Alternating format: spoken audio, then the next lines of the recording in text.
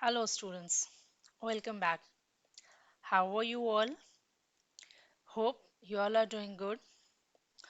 Students, in today's lecture, we will study about the matter in our surrounding. Okay, and in that, we will study about the topic, the effect of pressure, and one more topic is there, that is evaporation.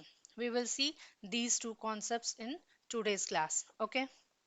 So before we start, those who are new here, please make sure to hit the subscribe button and the bell icon as well to get the latest updates of our upcoming lectures. Okay. So students, now let us begin with our lecture today. See, first of all, we will study about the effect of change of pressure. Okay. As we know and we have studied in our last lectures, we know that the state of any matter, that is, state of any matter depends upon the distance between the particles, है ना? Distance between the particles. किसी भी matter का state क्या है वो उनके constituent particles के बीच में प्रेजेंट डिस्टेंस पर डिपेंड करता है, हमने हमारे पिछले लेक्चर्स में पढ़ा था. यस. तो डिस्टेंस के साथ साथ it also depends upon the intermolecular forces as well. In suppose मैंने बोला ये कोई एक हमने लिक्विड कोई एक मैटर ले लिया, नॉट ओनली लिक्विड, हम कोई सा भी मैटर ले सकते हैं. Suppose we have taken liquid as an example. तो how can we say the state of this thing is liquid only? We will to say that we will see the distances between these particles, yes or no? After that we will measure the intermolecular forces as well. तो किसी भी matter का जो state है, present state, suppose it may be solid, may be liquid or may be in gaseous state. तो ये जो solid, liquid and gases है, ये जो states हैं, that depends upon the distances between these constituent particles as well as the intermolecular forces between these particles. Okay. So have you ever thought, अगर हम इन particles को प्रेशर अप्लाई करें और compress करने की कोशिश करें या फिर इन पर अप्लाइड प्रेशर को रिलीज करें, तो व्हाट विल हैपन, है ना? This only shows the effect of change of pressure. Okay. Now, change of pressure, हम प्रेशर को कैसे चेंज कर सकते हैं? सी, to change a pressure there is two possibility. We can either decrease the pressure or we can increase the pressure, है ना? दो ही possibility हो सकती है किसी pressure को change करने के लिए. That may be either we can decrease or we can increase. So decreasing the pressure and increasing the pressure, दो possibilities हैं प्रेशर को चेंज करने का. या तो हम प्रेशर को अपनी एक लेवल के ऊपर बढ़ा दें या फिर उस लेवल से उसको डाउन कर दें. सो अगर हम डाउन करते हैं, it means what, we are decreasing the pressure, है ना? एंड और अगर हम प्रेशर को लेवल प्रेशर का लेवल बढ़ा रहे हैं, it means we are increasing the pressure. Okay. Now let's see, इन दोनों ही प्रोसेसेस में क्या इफेक्ट पड़ता है किसी भी मैटर के कॉन्स्टिट्यूएंट पार्टिकल्स पर. ओके. सपोज हमने पहले देखा, whenever we increase the pressure, हम फर्स्ट ऑफ ऑल प्रेशर को इंक्रीज करते हैं. ओके. लेट्स सी, जब हम प्रेशर को इंक्रीज करते हैं, whenever we increase the pressure, what happens. Suppose मैंने ये एक एग्जांपल लिया हुआ है of a gaseous matter. Okay. This diagram represents a gaseous matter. इस बीकर के अंदर हमने एक गैशियस मैटर को डाला हुआ है, कोई सा भी गैस हो सकता है, it may be any of the gas. ठीक है. तो सी, अब ये जो मॉलिक्यूल्स के बीच के डिस्टेंसेस हैं बहुत ज़्यादा हैं. एंड वी नो, ये जो किसी भी मैटर का कॉन्स्टिट्यूएंट पार्टिकल्स होता है, these particles are always in motion, they are never at rest. Okay. So due to this mobility they possess some kinetic energy every time. Okay. So as we start to apply the pressure over these particles, applying pressure means हम pressure को increase कर रहे हैं, right? So as we start to apply pressure on these molecules, they get compressed. Okay, ये जो molecules हैं थोड़े से एक दूसरे के क्लोजर आने आने लगते हैं बिकॉज ऑफ दिस कंप्रेशन जो प्रेशर अप्लाई करने के चलते हो रहा है। Okay, and why they comes closer, because जैसे ही हमने ये प्रेशर को इंक्रीज किया through this piston, as we increase the pressure, हमने गैसियस मॉलिक्यूल को कंप्रेस किया, then the force of attraction between them increases. Okay, and due to that increased force of attraction they try to come closer to each other। Okay, and as we increases this pressure much little more, sorry, as we increase this pressure little more, हमने और थोड़ा सा compress किया, तो ये जो इनके बीच के intermolecular forces हैं ये और ज़्यादा strong हो गए, and these molecules come closer to each other। और जैसे ही इनके बीच के intermolecular forces strong हुए, जो particles के बीच की distance है वो decrease हो गई, and due to which is gaseous particles ने अपना स्टेट चेंज कर लिया टू लिक्विड स्टेट, है ना। तो वी हैव सीन, हम किस if we increase the pressure over any gaseous matter, किसी भी गैशियस मैटर के ऊपर अगर हम प्रेशर इंक्रीज करते हैं, प्रेशर अप्लाई करते हैं, मींस हम उस गैसियस मैटर को कंप्रेस करने की कोशिश करते हैं, then this gaseous may be liquefied. Okay, तो ये जो गैस है ये अपना स्टेट चेंज कर लेगी to the liquid state. Okay, now I hope आप सबने ड्राई आइस तो देखा होगा, है ना। What is dry ice?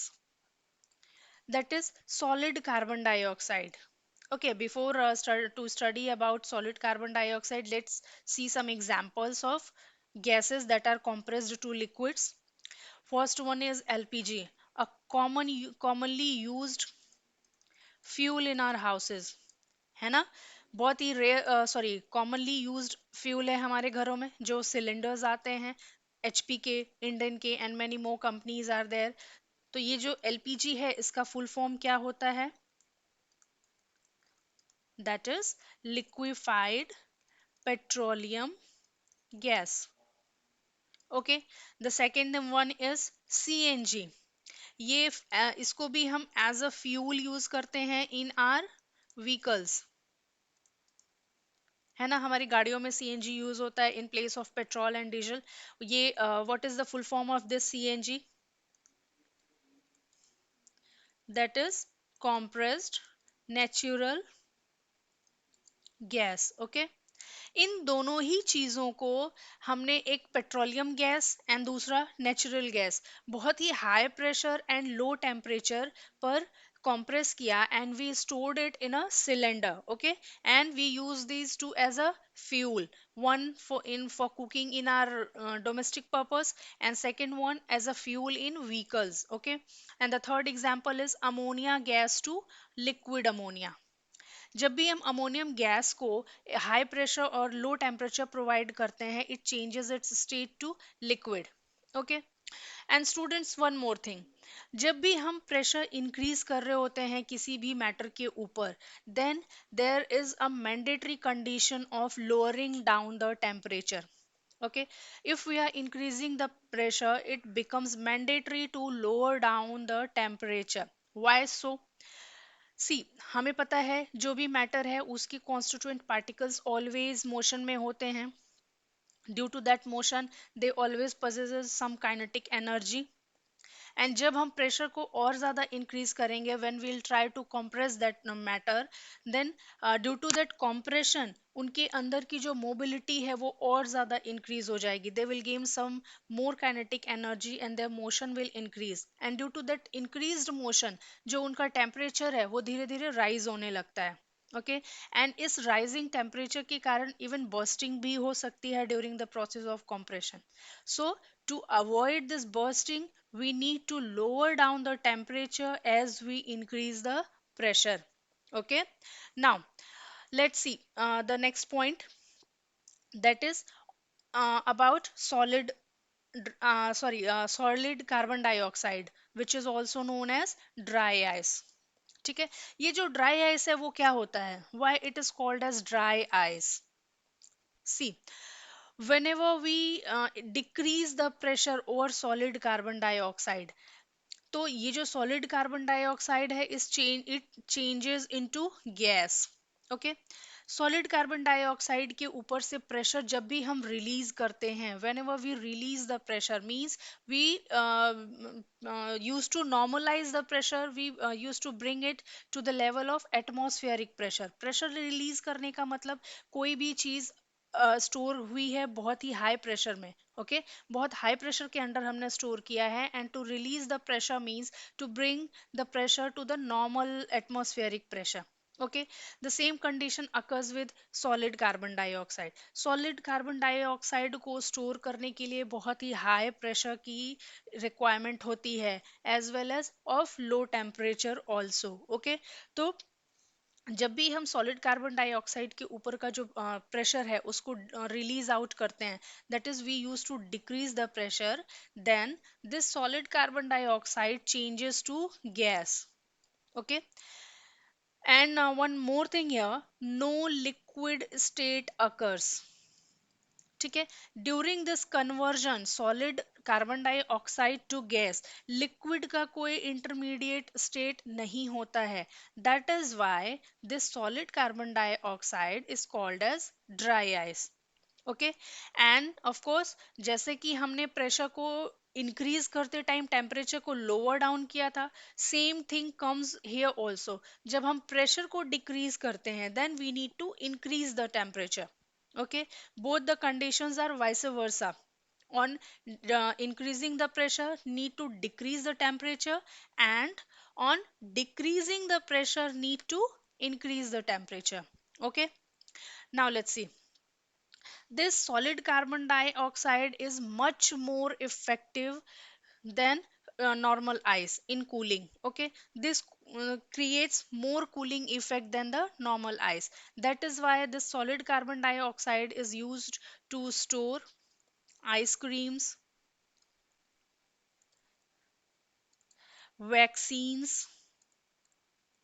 Etceteras.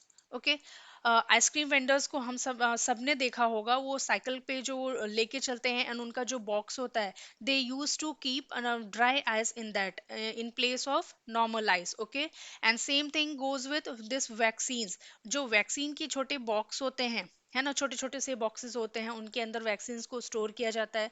In that boxes there is solid carbon dioxide. Okay, now let's see the next thing.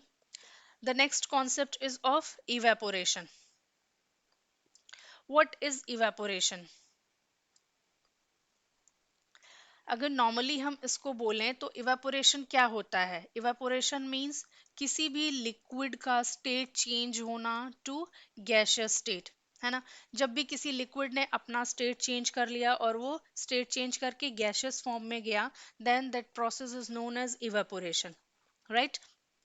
One more concept we have studied in our earlier lectures, that is vaporization. अब ये vaporisation क्या होता था? Vaporisation में भी liquid है वो change होता था वेपर में और इन गैस, है ना। तो इवेपोरेशन भी लिक्विड का चेंजिंग गैस में है, and vaporisation is also the changing of liquid to vapour. Then what is the difference between these two? फिर ये जो टर्म्स हैं अलग अलग क्यों हैं जब दोनों का मीनिंग सेम है, लिक्विड स्टेट का गैसियस स्टेट में चेंज होना। Let's see why this is so. See, अगर हम इवेपोरेशन को प्रॉपर डिफाइन करें, एक प्रॉपर डेफिनेशन इसकी देखें, then it will be the process of changing of liquid into gas at atmospheric temperature and pressure is called as evaporation. Okay, while ये जो vaporisation है इसके लिए बॉइलिंग पॉइंट होना इंपॉर्टेंट है। वेपोराइजेशन तभी होगा जब कोई लिक्विड अपने बॉइलिंग पॉइंट को रीच करेगा। Okay, but that is not with evaporation. In case of evaporation, जो इवेपोरेशन है वो किसी भी टेम्परेचर पर हो सकता है, and this atmospheric is atmospheric temperature and pressure is enough for the process of evaporation to occur. Okay, let's see some more points about evaporation and vaporization. See, first is evaporation is a slow process. Okay.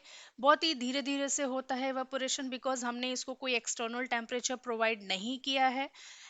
This occurs at atmospheric pressure, है ना, sorry, atmospheric pressure as well as temperature. But vaporisation के case में ऐसा नहीं होता। Vaporisation के case में किसी भी लिक्विड को हम हीट अप करते हैं to gain its boiling point, then only vaporisation will occur. So that process is a fast process, because हमने एक एक्सटर्नल हीट एनर्जी उसको प्रोवाइड किया हुआ है। Okay, now evaporation is a surface phenomenon, while vaporization is a bulk phenomenon. Now, what does this two means? Surface phenomenon and bulk phenomenon. Evaporation क्यों surface phenomenon है? See, suppose we have this liquid matter in this. Okay, ये जो constituent particles हैं, इनमें कुछ particles ऐसे होते हैं जिनकी kinetic energy as compare to other constituent particles थोड़ी ज़्यादा होती है। तो थोड़ी ज़्यादा होने के चलते वो क्या करते हैं, सरफेस पर आ जाते हैं। एंड जिनकी एनर्जी ये लो होती है, they use to settle down, है ना। तो जैसे ही थोड़ा सा टेम्परेचर इसको इस लिक्विड को मिलता है from the atmosphere, it use to break its intermolecular force and change its state to gas. That is हम वेपर भी बोल सकते हैं। That is why this is called as surface phenomenon, because जो surface के particles होते हैं वो ही first of all evaporate होते हैं at the low temperature. Okay, now low temperature कहने का मतलब simply atmospheric temperature. Okay, but in case of vaporisation, vaporisation के केस में क्या होता है, हमने यहाँ भी एक लिक्विड मैटर लिया हुआ है। अब इसको हम एक्सटर्नल हीट सोर्स प्रोवाइड करते हैं, है ना। Why we use to do so, because vapour हमें पता है जो वेपोराइजेशन है वो बॉइलिंग पॉइंट पर ही होगा। सो जैसे ही हम हीट प्रोवाइड करते हैं, ये मोर एनर्जी वाले पार्टिकल्स तो सरफेस पर होते ही होते हैं। अलोंग विद दैट ये नीचे के जो पार्टिकल्स होते हैं, इनको भी एक्सटर्नल हीट जो हमने प्रोवाइड किया उससे एनर्जी मिलती है, राइट। सो जो प्रोसेस इसकी इनके अंदर ब्रेकआउट करने का होता है ऑफ देयर इंटरमोलिकुलर फोर्सेस, ये एक साथ शुरू होता है। और वो कब शुरू होता है, at which point, that is at boiling point, at boiling point. Okay, इसीलिए इसको बल्क फिनोमिनन बोला गया है, बिकॉज ये बल्क में वेपर्स फॉर्म होते हैं। एंड यहाँ पर इवेपोरेशन के केस में ओनली सरफेस पार्टिकल्स वेपर की फॉर्म में चेंज होते हैं। Okay, that is why evaporation is surface phenomenon while vaporization is bulk phenomenon. Okay, now let's see the next, that is evaporation occurs at any temperature. मैंने बताया आपको, even atmospheric temperature and pressure is enough for evaporation to occur, है ना। But in case of vaporization, boiling point is needed. Until and unless the liquid reaches its boiling point, जो bulk phenomenon है vaporization का वो occur नहीं होगा। But in case of evaporation, जो temperature है वो atmospheric temperature भी enough है for the process of evaporation to occur.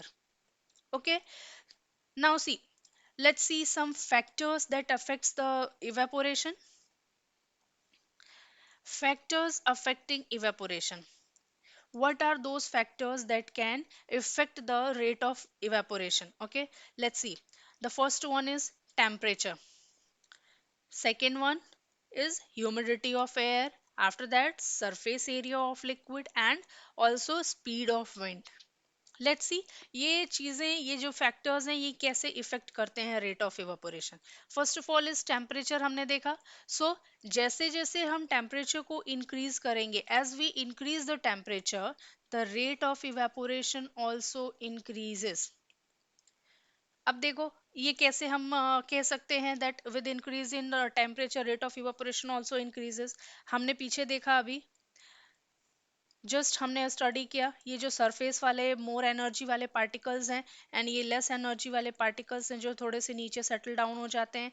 तो ये जो मोर एनर्जी वाले पार्टिकल्स सरफेस लेयर पर है ये पहले ही इवेपोरेट करना शुरू हो जाते हैं, है ना। तो सपोज हमने टेम्परेचर प्रोवाइड कर दिया, इसको एक एक्सटर्नल एनर्जी सोर्स दिया in the form of heat energy. तो जैसे ही हमने इनको हीट एनर्जी दिया, ये पार्टिकल्स भी एक एनर्जी गेन करेंगे, इनकी काइनेटिक एनर्जी भी इंक्रीज होते ही मोबिलिटी इंक्रीज हो जाएगी। So they will also try to escape their intermolecular forces and change their state, है ना। सो वी कैन से जैसे ही हमने टेम्परेचर इंक्रीज किया, टेम्परेचर इंक्रीज के साथ काइनेटिक एनर्जी भी इंक्रीज हो जाएगी of the constituent particles. So जो रेट ऑफ इवेपोरेशन है वो भी इंक्रीज हो जाएगा, right? Now, let's see the second one, that is humidity of air. Now, first of all, what is humidity? Humidity का क्या इफेक्ट होता है उसको समझने से पहले we must be knowing about humidity, हमें पता होना चाहिए कि ह्यूमिडिटी क्या है। सी, humidity means amount of water vapours in air, है ना। एयर के अंदर कितना अमाउंट में वाटर वेपर प्रेजेंट है, that only represent the humidity. Okay, normally हम इसको हिंदी में अगर बात करें तो हम इसको उमस बोल लेते हैं, है ना। गर्मियों की सीजन में हमें देखने को मिलता है वो चिपचिपी वाली जो गर्मी होती है, हमें स्वेटिंग होती है बट सूखता नहीं है स्वेट, तो वो चिपचिपाहट सा हो जाता है। Why is so, that is due to humidity. Okay, now when the humidity of air is low, rate of evaporation is high. Humidity is low means amount of water vapors in air is low. जब water vapour का amount air के अंदर लो होता है, कम होता है, it means जो air का टेम्परेचर है वो थोड़ा सा हाई होगा। जब टेम्परेचर हाई होगा एयर का, इट मींस इवेपोरेशन भी हाई होगा। Okay, and when humidity is more, जब ह्यूमिडिटी मोर होगी, ज्यादा होगी, इट मींस एयर के अंदर वाटर वेपर का जो क्वांटिटी है वो ऑलरेडी ज्यादा है। जब एयर के अंदर वाटर वेपर का क्वांटिटी ज्यादा है, इट मींस जो हवा है उसमें नमी है, ऑलरेडी नमी है, देन जो रेट ऑफ इवापोरेशन है वो स्लो डाउन हो जाता है। Okay, now the next is rate of evaporation increases on increasing the surface area, right? हमें पता है जो इवेपोरेशन है वो सरफेस फिनोमिनन है, सरफेस फिनोमिनन है ना। तो सरफेस फिनोमिनन होने के चलते हम जैसे ही लिक्विड का सरफेस एरिया इंक्रीज करते हैं, then the rate of evaporation becomes higher. क्यों ऐसा होता है? सरफेस एरिया लिक्विड का इंक्रीज करते ही जो लिक्विड है वो एयर के कांटेक्ट में ज्यादा आता है, दैट्स वाई जो इवेपोरेशन है वो इंक्रीज हो जाता है। Okay, let's take an example of wet clothes. जो गीले कपड़े होते हैं उनमें पानी, लिक्विड जो है उसको अब्जॉर्ब कर लेते हैं, जो क्लॉथ्स होते हैं लिक्विड को अब्जॉर्ब कर लेते हैं। तो इफ जब हम कपड़ों को सूखने के लिए धूप में डालते हैं, we use to spread it out, है ना। जब हम उसको स्प्रेड अच्छे से करते हैं, it means we are increasing the surface area of that cloth. और बिकॉज लिक्विड क्लोथ्स के अंदर अब्जॉर्ब्ड हैं, तो उस क्लोथ के साथ साथ हम लिक्विड का भी सरफेस एरिया इंक्रीज करते हैं, राइट। तो जैसे जितना ज्यादा अच्छे से स्प्रेड किया हुआ कपड़ा होता है उतनी ही जल्दी वो ड्राई होता है ना। So we can say on increasing the surface area, liquid sorry evaporation increases, है ना। और अगर उन्हीं वेट क्लोथ्स को हम क्रम्बल करके सूखने को डाल दें, वो जल्दी नहीं सूखते हैं as compared to that spread ones. So from here we can conclude that on increasing the surface area of liquid, the rate of evaporation increases. Now see, the next thing is the rate of evaporation of liquid increases with increasing wind speed. Wind की speed जितनी ज्यादा होगी, evaporation उतना ही increase होगा। ऐसा क्यों होता है? जितनी ज्यादा स्पीड होगी, अपने साथ वाटर वेपर्स इवेपोरेशन से जो क्रिएट होते हैं उनको अपने साथ कैरी अवे उतना ज्यादा करेगा एंड उतनी ही जल्दी करेगा। राइट। तो जितना ज्यादा हवा होती है, जितनी ज्यादा विंड स्पीड होती है, इवेपोरेशन रेट उतना ही इंक्रीज होता है। Okay students, and one more thing, have you ever wondered, जो अर्दन पॉट्स होते हैं, मिट्टी का घड़ा जिसके अंदर हम पानी स्टोर करते हैं पीने के लिए, ऐसा क्या होता है कि वो जो पानी घड़े के अंदर का होता है वो ठंडा हो जाता है? That is also due to the process of evaporation. Okay. जो अर्दन पॉट्स हैं वो क्ले का बना होता है, राइट। किससे बना होता है? क्ले का बना होता है अर्दन पॉट, है ना। इस बिकॉज ये क्ले का बना होता है, उन अर्दन पॉट्स के अंदर बहुत ही स्मॉल पोर्स होते हैं, छोटे छोटे से छेद होते हैं। एंड जैसे ही हम उसके अंदर पानी को डालते हैं, पानी भरते हैं घड़े में, उन जो स्मॉल पोर्स होते हैं, through that small pores some liquid droplets come out. और जैसे ही वो लिक्विड बाहर आता है, तो एयर की कांटेक्ट में, बाहर के टेम्परेचर जो एयर का है उसके कांटेक्ट में आते ही वो जो लिक्विड होता है वो इवेपोरेट हो जाता है। एंड बिफोर इट इवेपोरेट्स, वो एक काइनेटिक एनर्जी अंदर के लिक्विड्स के जो पार्टिकल्स उनसे भी लेता है टू स्किप अवे। एंड जैसे ही वो स्किप, वाटर वेपर्स जो है इवेपोरेशन से क्रिएट हुए, वो एयर के साथ स्किप अवे करते हैं। एज दे स्किप अवे, वो एक कूलिंग इफेक्ट छोड़ते हैं to the liquid that is left over in the pot. Okay. और दैट इज अर्दन पॉट, ठीक है। सो स्टूडेंट्स, इसी इसके साथ ही our this chapter ends here only. And इस लेक्चर से रिलेटेड या फिर हमारे पुराने जो लेक्चर्स हैं उनसे रिलेटेड कोई भी क्वेश्चन आपका हो, कोई भी क्वेरी हो, just feel free to write me in the comment section. I'll reply each of your queries. Okay. And of course, if you like the video, then please like, share, and subscribe the channel. Thank you for watching.